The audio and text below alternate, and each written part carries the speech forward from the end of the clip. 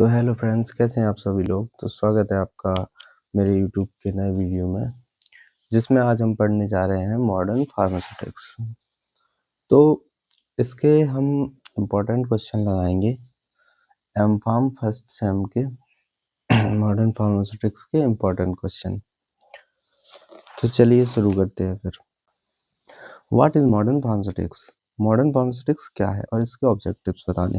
तो modern pharmaceutics is the branch of pharmaceutical science that deals with the design, development, evolution and optimisation of advanced drug delivery system using modern technologies and scientific principles to ensure safety, efficacy, quality and patient compliance। तो modern pharmaceutics की help से हम नए नए drug delivery system को design करते हैं, develop करते हैं और उसको ऑप्टिमाइज करते हैं with the help of modern technologies and scientific principles, जिससे हम ड्रग को सेफ, इफेक्टिव और पेशेंट के लिए बिल्कुल सही बना सकें। Objectives of modern pharmaceutics. तो इसके ऑब्जेक्टिव्स देखते हैं। To design safe, effective and stable doses form using advance formulation approaches. तो इसमें हमें क्या करना होता है, डिजाइन करना होता है safe, effective and stable doses form modern approaches, modern और एडवांस फॉर्मुलेशन अप्रोचेस का यूज करके। अब to improve bioavailability and therapeutic efficacy of drug. तो इससे हम ड्रग की बायोअवेलेबिलिटी और थेरापेटिक एफिकेसी को इम्प्रूव करते हैं। To develop control, sustain and targeted drug delivery system. हम इससे कंट्रोल, टारगेटेड और सस्टेन ड्रग डिलीवरी सिस्टम को डेवलप करते हैं। To reduce dosing frequency and side effects thereby improving patient compliance. इससे हम डोजिंग फ्रीक्वेंसी को रिड्यूस करते हैं, मतलब जल्दी जल्दी डोज ना लेना पड़े, और साइड इफेक्ट को रिड्यूस करते हैं और पेशेंट कॉम्प्लियंस को बढ़ाते हैं, मतलब पेशेंट की पेशेंट को कोई दिक्कत ना हो, उसका भी हम ध्यान रखते हैं।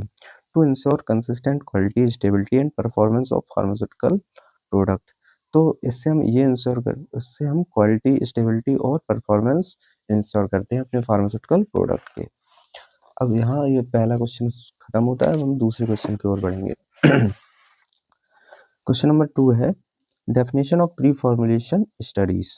तो प्री फॉर्मुलेशन स्टडीज क्या होती है?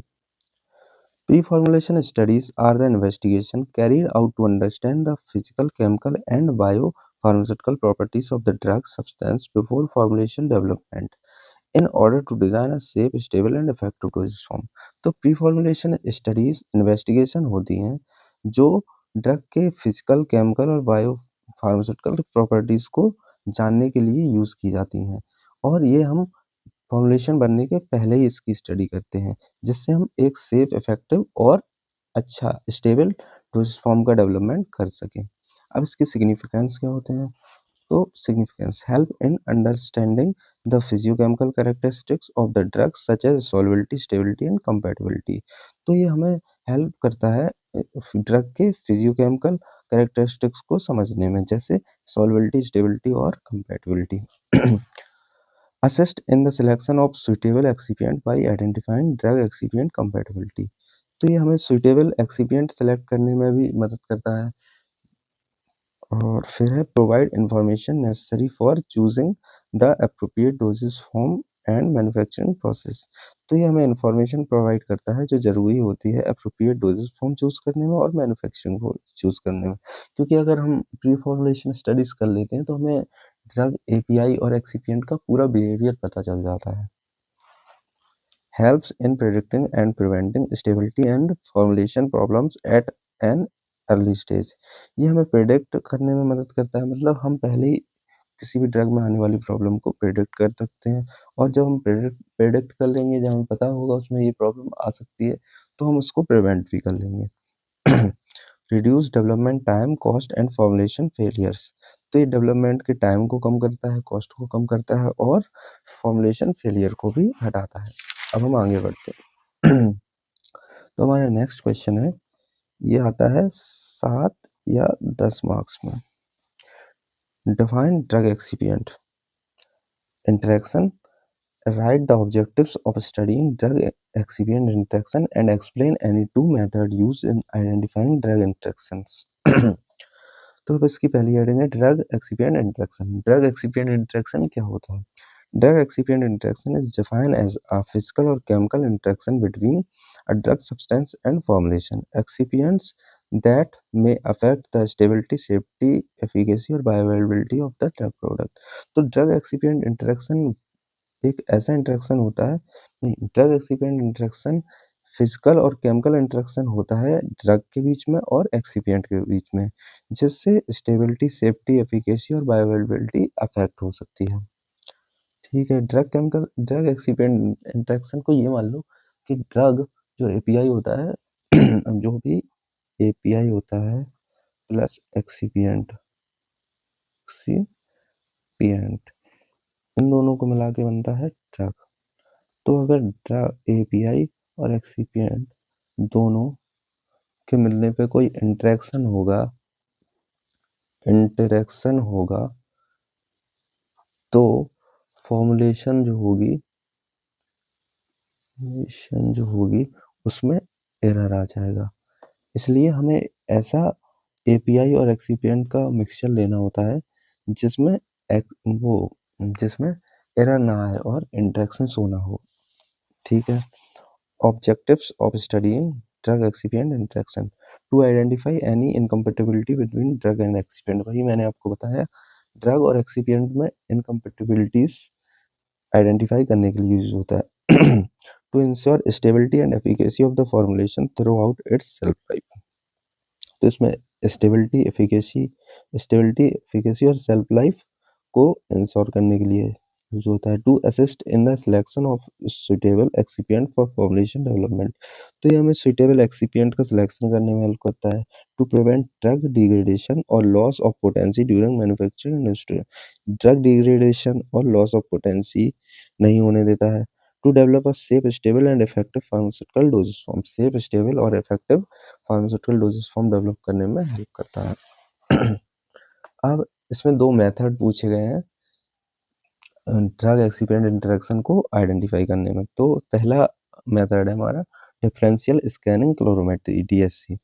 DSC is a thermal analysis technique that measures heat changes associated with phase transition of the drug। तो DSC थर्मल एनालिसिस टेक्निक का यूज करके हीट चेंजेस होते हैं जो भी उनको डिटेक्ट करता है। Drug excipient interaction is identify by shift disappearance और broadening of the drug's melting endothermic in the DSC thermogram. तो जो DSC थर्मोग्राम होता है उसमें ये डिसअपीयरेंस मतलब जो भी शिफ्ट होती है, जो भी लाइन जैसे होती है, ऐसी ऐसी लाइन होती है, या तो वो ब्रॉड हो जाएगी या वो डिसअपीयर हो जाएगी। तो ये सब जो भी DSC थर्मोग्राम होता है वो नोट करता है और फिर ग्राफ बनाता है। It is a rapid and sensitive method requiring a small quantity of sample and is widely use in pre formulation study. ये बहुत ही रैपिड मेथड होता है, मतलब जल्दी हो जाता है और इसमें जो सैंपल की क्वांटिटी होती है वो भी कम यूज होती है, इसलिए ये प्री फॉर्मुलेशन स्टडीज में ज़्यादातर यूज़ किया जाता है। तो इसके प्रिंसिपल क्या है? DSC works on the principle of measuring the differential in heat flow between the sample and a reference as a frictional temperature और टाइम। तो इसमें यही इसका बेसिक कॉन्सेप्ट है, ये हीट चेंजेस को डिटेक्ट करके ग्राफ बनाता है थ्रू थर्मोग्राम। ठीक है, अब इसका procedure the pure drug excipient and their physical mixtures are placed in selected aluminum pans and heated at a controlled rate. The heat absorbed or released during phase transition is reached as a DSC thermal। तो सबसे पहले pure drug लेते हैं, excipient लेते हैं और उनको excipient लेते हैं और उनके फिजिकल मिक्सचर को सील्ड एल्युमिनियम के पैन में रख दिया जाता है और फिर उनको हीट किया जाता है कंट्रोल रेट पे। जब वो हीट एब्जॉर्ब होती है फिर फेस मतलब हीट एब्जॉर्ब होगी तो फेस ट्रांजिशन होगा और फेस ट्रांजिशन होगा तो वो DSC थर्मोग्राम में रिकॉर्ड हो जाएगा और ग्राफ बना देगा वो। इससे हम ड्रग एक्सीडेंट इंटरेक्शन को डिटेक्ट कर सकते हैं। अब इसमें यही लिखा है shift in melting point of the drug. तो ये क्या आइडेंटिफाई करता है? Melting point of the drug की शिफ्ट में, मतलब उसका मेल्टिंग पॉइंट शिफ्ट हो रहा है या नहीं हो रहा है। अब disappearance of reduction of chromatographic endothermic peak. अगर एंडोथर्मिक पीक डिसअपीयर हो जाए तो ये उसको नोट करता है। ब्रॉडनिंग ऑफ पीक, और मतलब पीक के ब्रॉडनिंग को नोटिस करता है, formulation of a new peak, और न्यू पीक को फॉर्मुलेशन को ये नोटिस करता है। These changes suggest chemical interaction, complex formulation और इनकम्पेटिबिलिटीज। अब significance, DSC is a rapid, sensitive and reliable technique that requires a very small sample size. तो DSC एक रैपिड, सेंसिटिव और रिलायबल टेक्निक है जो बहुत ही कम सैंपल साइज में हो जाती है। It is widely used in pre-formulation studies to evaluate thermal behavior, polymorphic changes and compatibility between drug and excipient। ये widely use होती है pre-formulation studies में to evaluate मतलब थर्मल बिहेवियर को जानने के लिए और हीट चेंजेस को जानने के लिए। चलिए अब हम दूसरी टेक्निक यूज और करते हैं। दूसरी टेक्निक का नाम है Fourier transform infrared spectroscopy, FTIR। तो इसका प्रिंसिपल क्या है? FTIR is based on absorption infrared radiation. तो FTIR इंफ्रारेड रेडिएशन के एब्जॉर्बेंस पे बेस्ड है। Causing vibration of chemical bonds, इसमें केमिकल बॉन्ड्स के वाइब्रेशन के को देख के हम आइडेंटिफाई करते हैं। Each functional groups absorb IR radiation at a specific wavelength. तो जो भी फंक्शनल ग्रुप होते हैं वो IR रेडिएशन को एब्जॉर्ब करते हैं स्पेसिफिक वेवलेंथ पे, जो प्रोड्यूस करती हैं क्रोमेटोग्राफिक स्पेक्ट्रम। अब इसका procedure, the IR spectra of a pure drug excipient and drug excipient mixture are recorded using KBR pellet. तो इसके IR स्पेक्ट्रा को हम KBR पैलेट और ATR मेथड की मदद से रिकॉर्ड करते हैं। The spectra are then compared, और जो रिकॉर्डेड स्पेक्ट्रा होता है सैंपल का और स्टैंडर्ड सॉल्यूशन का, तो हम उसको कंपेयर कर लेते हैं और हमें पता चल जाता है। अब आइडेंटिफिकेशन ऑफ इंटरेक्शन, तो इसमें है शिफ्ट इन क्रोमेटोग्राफिक एब्जॉर्प्शन इस पीक्स। तो क्रोमेटोग्राफिक एब्जॉर्प्शन होता है तो उस मतलब क्रोमेटोग्राफिक एब्जॉर्प्शन में पीक के शिफ्ट को देखता है। Disappearance of functional group peaks, जो फंक्शनल ग्रुप की पीक्स होती हैं, पीक्स बनती हैं, जो ऐसी पीक्स बनती हैं वो डिसअपीयर हो जाए अगर। अपीयरेंस ऑफ न्यू पीक, अगर और न्यू पीक बन जाए तो उसको नोटिस करते हैं। और इसके सिग्निफिकेंस को देखते हैं। FTIR is a simple, non destructive and effective techniques for identifying chemical incompatibilities. It is particularly useful for detecting interactions involving functional groups and is commonly used along with thermal methods for combination। तो इसका मतलब है FTIR एक non destructive और effective technique है जो chemical incompatibilities को identify करती है, और ये यूजफुल है detecting interaction involving functional group, और ये कॉमनली थर्मल मेथड की कंफर्मेशन के लिए यूज होती है। अब इसका कंक्लूजन देखते हैं। कंक्लूजन, तो इसमें कंक्लूजन में है a combination of DSC and FTIR techniques provide reliable information about thermal and chemical interaction in ensuring the development of stable and compatible formulations। तो इसमें यही है। तो DSC और FTIR जो टेक्निक हैं वो रिलायबल इंफॉर्मेशन प्रोवाइड करती हैं, थर्मल और केमिकल इंटरेक्शन की रिलायबल इंफॉर्मेशन प्रोवाइड करती हैं, और ये वाइडली यूज होती हैं ड्रग इंटरेक्शन की डिटेक्ट करने में। अब नेक्स्ट क्वेश्चन की ओर बढ़ते हैं। तो ये define accelerated stability testing and stable kinetics with its importance. तो एक्सेलरेटेड स्टेबिलिटी टेस्टिंग क्या होती है? Accelerated stability testing is a study in which a drug और pharmaceutical product is stored under exaggerated condition of temperature, humidity and light to speed up the rate of degradation in order to predict its shelf life and expiry date under normal storage condition। तो accelerated stability testing जो होती है वो एक study होती है जो pharmaceutical drug, जिसमें हम जो फार्मास्यूटिकल ड्रग होता है हमारा उसको एग्जीगरेटेड कंडीशन में रखते हैं, मतलब वर्स्ट कंडीशन में रखते हैं, जिसमें टेम्परेचर, ह्यूमिडिटी और लाइट ज़्यादा दिया जाता है, जिससे रेट ऑफ डिग्रेडेशन इंक्रीज होता है, जिससे हमें उस प्रोडक्ट की सेल्फ लाइफ और एक्सपायरी डेट पता चलती है। इससे हम सेल्फ लाइफ और एक्सपायरी डेट प्रोडक्ट की जल्दी पता कर लेते हैं। Important of accelerated stability testing, help in prediction of self life and expiry date in shorter time. तो इसमें वही बात है, इसमें हमें सेल्फ लाइफ और एक्सपायरी डेट प्रोडक्ट की कम टाइम में पता चल जाती है।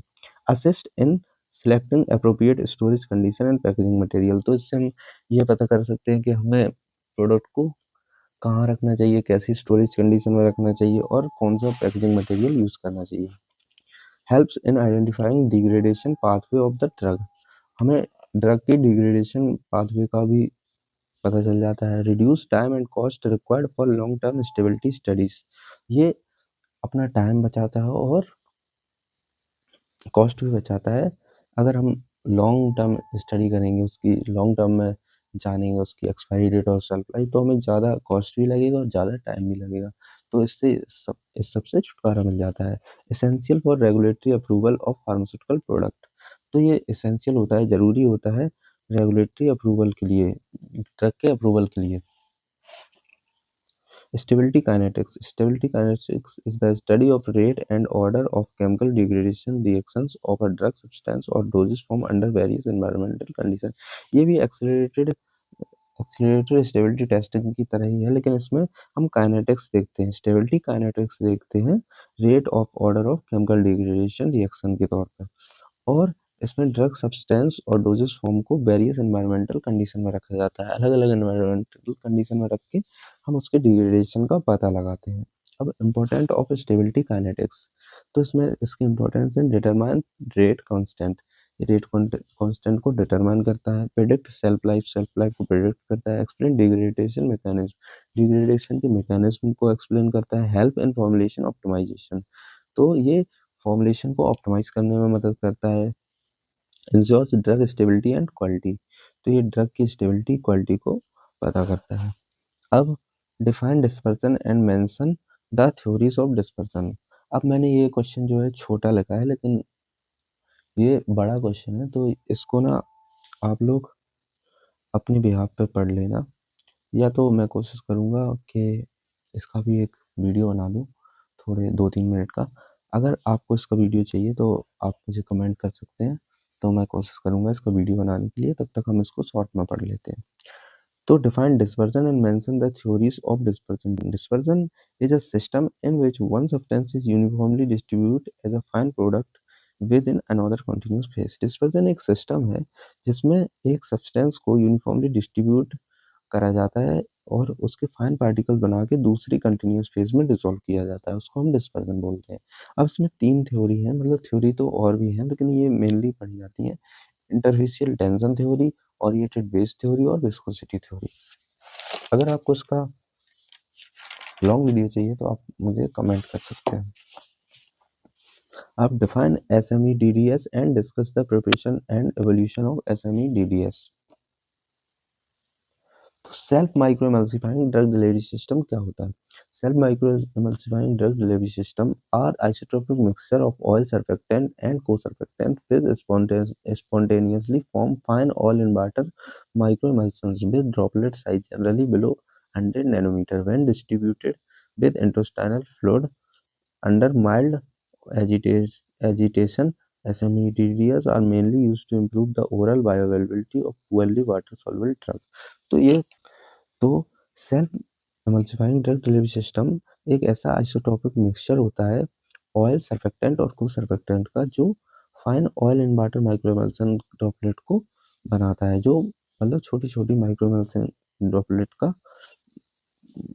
निर्माण करता है, जो कि 100 nm की होती हैं और या उससे छोटी होती है, और ये ड्रग की बायोअवेलेबिलिटी और वाटर सॉल्युबिलिटी को बढ़ाने में हेल्प करता है। प्रिपरेशन ऑफ SMEDDS, तो इसकी प्रिपरेशन कैसे होती है? सिलेक्शन ऑफ कंपोनेंट, सबसे पहले कंपोनेंट को सिलेक्ट किया जाता है, कौन सा ऑयल लगेगा, सर्फेक्टेंट को सर्फेक्टेंट, इसको सिलेक्ट करा जाता है। Oil enhance drug solubility while surfactant and को सर्फेक्टेंट रिड्यूस इंटरफेस, तो जो सर्फेक्टेंट और को सर्फेक्टेंट होते हैं वो इंटरफेशियल टेंशन को कम करते हैं, और ऑयल होता है सॉल्युबिलिटी बढ़ाने में हेल्प करता है। Solubility of the drug, the drug is dissolved in the oil phase or the surfactant co-surfactant mixture is obtained clear solution। तो जो ड्रग होता है वो ऑयल फेज और सर्फेक्टेंट को सर्फेक्टेंट के मिक्सचर में डिसॉल्व होता है, जिससे क्लियर सॉल्यूशन बनता है। Mixing of components. Oil surfactant and co-surfactant are mixed in suitable ratios using magnetic stirring, vortex mixer और gentle heating to form a homogeneous mixture. तो ऑयल सर्फेक्टेंट और को सर्फेक्टेंट को मैग्नेटिक स्टिरिंग, वोर्टेक्स मिक्सर और heating की मदद से उनका एक होमोजेनियस आइसोटोपिक सॉल्यूशन बना लिया जाता है। अब optimisation of formulation, pseudo ternary phase diagrams are used to identify the cell microemulsifying region and optimize the concentration of each component to pseudo tertiary phase diagram की मदद से हम ऑप्टिमाइज करते हैं कंसंट्रेशन ऑफ ईच कंपोनेंट को। अब इसके evolution को अभी मैंने मतलब लॉन्ग वीडियो नहीं बनाया है क्योंकि ये बहुत ही लॉन्ग हो जाता फिर वीडियो, इसलिए आप अगर आपको इसको डिटेल नोट चाहिए तो आप मुझे कमेंट कर सकते हैं और मैं इसका डिटेल नोट बना दूंगा। अब इसके एवोल्यूशन देखते हैं। विजुअल अपीयरेंस, सबसे पहले हम एवोल्यूट करते हैं विजुअल अपीयरेंस के तौर पे thermodynamic stability studies, heating cooling cycle, centrifugation, freeze through thaw cycle और dispersibility test, turbidimetric test, viscosity test, droplet size analysis, refractive index and percentage transmittance drug content. अब नेक्स्ट क्वेश्चन की ओर बढ़ेंगे हम। Discuss the physiological and formulation consideration in large and small volume parentals। तो अब इसमें large और small volume parentals का होता है। Parenterals preparation are sterile dosage form administered by injection. तो पेरेंटल प्रिपरेशन एक स्टेराइल डोजेज फॉर्म होती हैं जो इंजेक्शन से दी जाती हैं, इंजेक्शन से इंजेक्ट की जाती हैं बॉडी में। Based on the volume they are classified as small volume, large volume. तो ये वॉल्यूम के आधार पर दो तरह से बांटी गई हैं, स्मॉल वॉल्यूम पेरेंटल्स और large volume parenterals. Small volumes का होते हैं, small volume parenterals are sterile injectables preparation intended for parenteral administration with a volume of 100 ml और लेस। तो इसमें क्या होता है, 100 ml से कम की प्रिपरेशन को रखा जाता है, जिसमें एड्रेनलिन इंजेक्शन होता है 1 ml, इंसुलिन इंजेक्शन को, डाइक्लोफेनेक इंजेक्शन को, ये सारे इंजेक्शन स्मॉल वॉल्यूम पेरेंटल्स में आते हैं। अब लार्ज वॉल्यूम पेरेंटल्स क्या होते हैं? Large volume parenterals are sterile aqueous preparation intended for intravenous infusion with a volume greater than 100। तो इसमें मेनली 100 ml से ज़्यादा वाली प्रिपरेशन को रखा जाता है। अब फिजियोलॉजिकल कंसिडरेशन देखते हैं इसकी। वॉल्यूम ऑफ इंजेक्शंस, तो सबसे पहले स्मॉल वॉल्यूम और लार्ज वॉल्यूम ये तो हम पढ़ चुके हैं। Osmolarity, parental preparation should be isotonic with blood plasma, hypertonic और hypotonic solution may cause hemophilisis, pain and vein irritation especially in LVPS। तो पेरेंटल फिब्रिलेशन को सबसे पहले तो आइसोटोनिक होना चाहिए ब्लड प्लाज्मा के साथ। अगर वो आइसोटोनिक नहीं होंगे, हाइपरटोनिक या हाइपोटोनिक होंगे तो उससे हमें हीमोलिसिस हो सकती है, पेन हो सकता है, वेन इरिटेशन हो सकता है और यही सब हो सकता है, मतलब हमें इरिटेशन कॉज कर सकता है ये। पीएच ऑफ सॉल्यूशन, तो the pH should be close to physiological pH 7.4। Extreme pH values may cause pain, irritation और tissue necrosis at the injection site. तो इसका जो पीएच होना चाहिए वो ब्लड का पीएच जितना होना चाहिए। ब्लड का कितना होता है? 7.4। अगर ये पीएच उतना नहीं होगा, मतलब अ, अगर पीएच ज़्यादा या कम होगा तो इससे हमें पेन, इरिटेशन और टिश्यू नेक्रोसिस देखने को मिल सकता है। टिश्यू नेक्रोसिस क्या होता है? टिश्यू का मतलब सेल्स का मरना, उसको हम नेक्रोसिस कहते हैं। Sterility and pyrogenicity, all parenterals must be sterile and free from pyrogens. तो जितने भी पेरेंटल्स होते हैं उनको पायरोजन फ्री होना चाहिए। Presence of pyrogens can cause fever, chills and shocks, particularly dangerous in LVPS। तो अगर ये पायरोजेंस होंगे अगर उसमें हमारी ड्रग में, तो इससे हमें शॉक हो सकता है, चिल्स हो सकते हैं। चिल्स मतलब ठंड लगना, फीवर आना, ये डेंजरस होता है।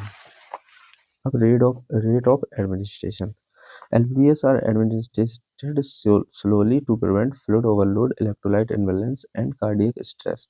तो LVPS जो लार्ज वॉल्यूम पेरेंटल्स होते हैं उनको स्लोली दिया जाता है मेनली, जिससे क्योंकि ये डायरेक्ट नर्व में दिया जाता है, नस में लगाया जाता है, तो इससे ओवरलोड ना हो जाए, फ्लूइड ओवरलोड ना हो जाए या कार्डियक स्ट्रेस ना बढ़ जाए, इसलिए। SVPS जो स्मॉल वॉल्यूम पेरेंटल्स होते हैं वो फास्टर एडमिनिस्ट्रेटेड मतलब एडमिनिस्टर्ड किए जाते हैं। Formulation considerance. Solvent system water for injection is commonly used. Non-aqueous solution may used in SUPS. जो small volume पेरेंटल्स होते हैं उसमें नॉन एक्वस सॉल्यूशन का यूज होता है बट नॉट प्रिफर्ड इन एलबीपीएस। एलबीपीएस में वाटर सॉल्युबल का यूज होता है। Use of excipient. एसपीपीएस में contain preservative buffer antioxidant and soluble. तो स्मॉल वॉल्यूम पेरेंटल्स में प्रिजर्वेटिव होते हैं, बफर होते हैं, एंटीऑक्सीडेंट होते हैं और सॉल्युबलाइजर्स होते हैं। और LPS should not contain preservatives as they are administered in large volume. जो एलपीएस होते हैं वो प्रिजर्वेटिव कंटेन नहीं करते हैं ज़्यादातर। Stability of drug. The formulation should maintain chemical and physical stabilities during storage and administration। तो जो फॉर्मुलेशन होती है उसको केमिकल और फिजिकल स्टेबिलिटी को ध्यान में रख के बनाया जाता है और एडमिनिस्ट्रेट किया जाता है। LPS required high stability due to long infusion time. जो लार्ज वॉल्यूम पेरेंटल्स होते हैं उसमें हाई स्टेबिलिटी रिक्वायर्ड होती है क्योंकि वो ज़्यादा देर तक लगाए जाते हैं। अब container closure system. Container must be non reactive, impermeable and sterilisable. तो जो कंटेनर होते हैं वो नॉन रिएक्टिव होने चाहिए, इम्पर्मिएबल होने चाहिए और स्टेरिलाइजेबल होने चाहिए। Glass bottles and plastic containers are commonly used on large volume parentals. तो जो ग्लास बॉटल होते हैं और प्लास्टिक कंटेनर होते हैं वो लार्ज वॉल्यूम पेरेंटल्स में ज़्यादातर यूज करे जाते हैं। और जो vial ampoules and vials are used in SP. और जो एम्प्यूल होते हैं कांच के और वायल होती हैं वो स्मॉल वॉल्यूम में यूज करी जाती हैं। अब compatibilities। LPS must be compatible with blood infusion sets and other drug administered simultaneously। तो ये जो LPS होते हैं वो इन्फ्यूजन सेट के साथ compatible होने चाहिए। Incompatibilities may lead the precipitation और loss of potency। Incompatibilities से हमें loss of potency हो सकती है और precipitation भी हो सकता है। अब नेक्स्ट क्वेश्चन की ओर बढ़ते हैं।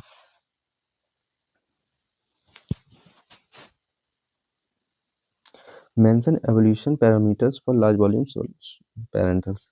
तो हम उस लार्ज वॉल्यूम पेरेंटल्स का एवोल्यूशन कैसे करते हैं।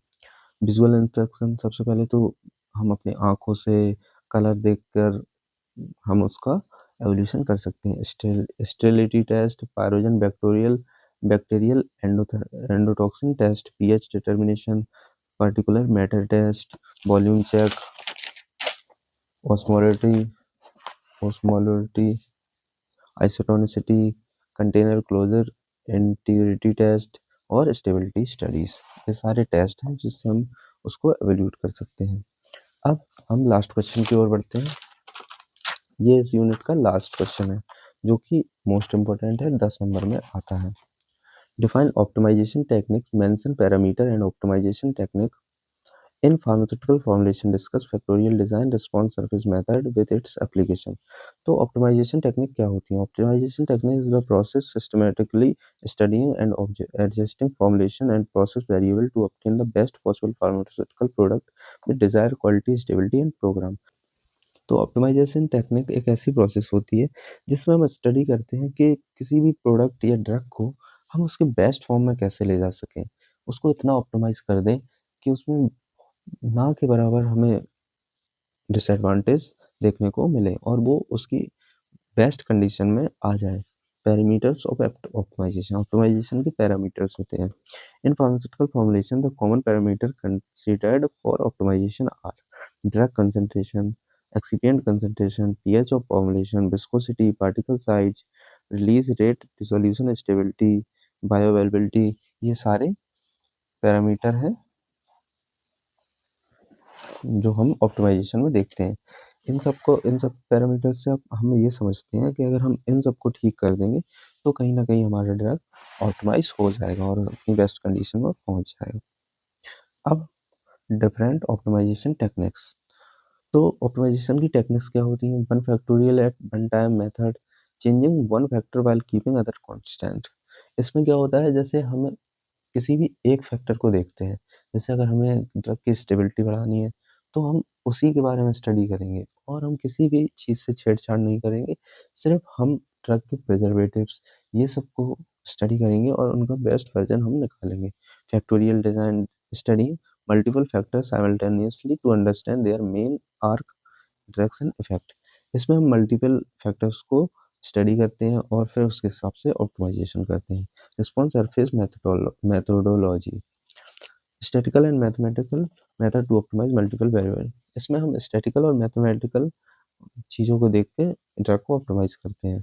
Mixture design, simplex lattice design use to multi component formulation to find optimal compositions.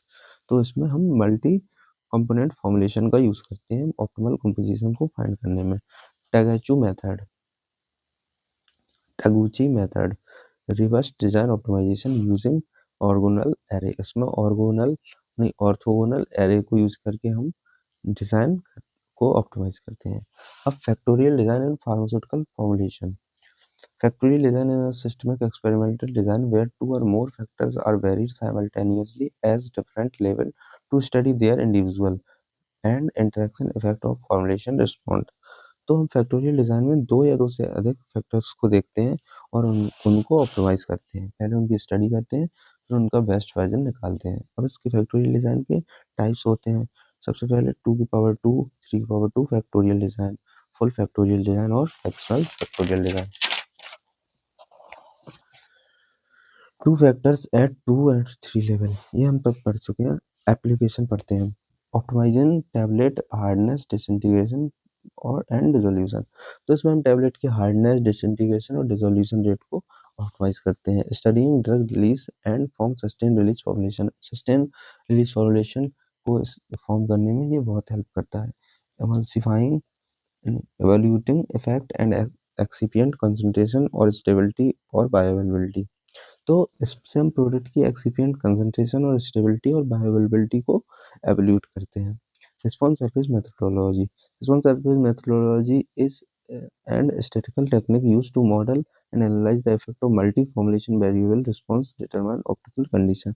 तो इसमें हम मैथमेटिकल फॉर्मूलास लगा के हम जो ड्रग है उसको ऑप्टिमाइज करते हैं। एप्लीकेशन इसके क्या होते हैं? Optimization of emulsion droplet size, emulsion के ड्रॉपलेट साइज को ऑप्टिमाइज करते हैं।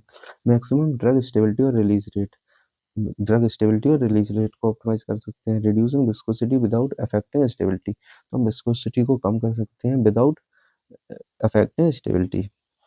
Designing control release formulation, control release formulation को डिजाइन कर सकते हैं। अब इसके एग्जांपल देख लेते हैं। In sustain release tablet, factor polymer concentration and compression force, response drug release after 12 hours. RSM helps find the combination of factors that gives desired release profile। तो यहाँ हमारी यूनिट 1 होती है कंप्लीट। अगर आपको एम फार्मा से जुड़े और भी वीडियोस चाहिए तो आप हमारे चैनल को सब्सक्राइब कर सकते हैं, हमारे वीडियोस को लाइक कर सकते हैं और भी वीडियोस के लिए हमें कमेंट कर सकते हैं। तो अगर आपको ये वीडियोस थोड़ी भी समझ में आई है तो आप प्लीज़ हमें सपोर्ट करें, लाइक करें और कमेंट करें। अब मैं तो सोने जाऊँगा और ये वीडियो मैं रात के 2 बजे बना रहा हूँ, तो कुछ भी गलती हो गई हो तो मुझे माफ़ कर देना, क्योंकि मुझे अब आ रही है बहुत तेज़ नींद। तो प्लीज़ हमारे चैनल को सब्सक्राइब करें और हमारी गलतियों को थोड़ा इग्नोर करें। आगे चल के हम और भी अपडेट में और भी अच्छे वीडियो बनाएंगे जिससे आपको हेल्प हो सके। Thank you. Identification of interaction.